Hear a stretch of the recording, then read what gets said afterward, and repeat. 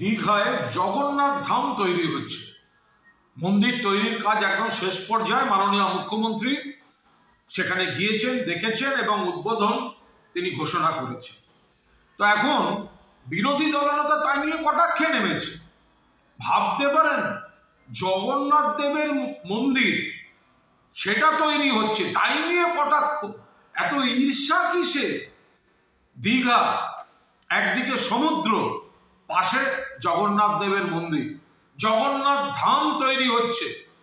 কত মানুষ আসবেন, পুজো করবেন, আলাদা একটা তীর্থক্ষেত্র।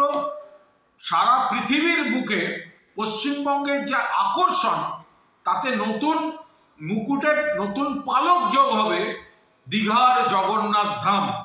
এত ঈর্ষা কিসে? এ রাজ্যে ধর্ম যার যার, পশ্চিমবঙ্গ সবার, সব ধর্মের জন্য উপাসনা ইত্যাদি মমতা বন্দ্যোপাধ্যায় ব্যবস্থা করে দিয়েছেন। তো সেখানে যদি নতুন এত বড় একটা আকর্ষণীয় মন্দির তৈরি হচ্ছে, জগন্নাথ দেবের মন্দির, জয় জগন্নাথ, তো আপনারা যারা হিন্দু হিন্দু করেন বিজেপি, গায়ে কি ফোসকা পড়ছে নাকি? এখানে মুসলিম সম্প্রদায়ের যেগুলো দরকার মমতা বন্দ্যোপাধ্যায় করে দেন, খ্রিস্টানদের করে দেন, শিখদের করে দেন, সব ধর্মের করে দেন, হিন্দুদেরও করে দেন, এবং একটা আলাদা আকর্ষণের কেন্দ্রবিন্দু হচ্ছে।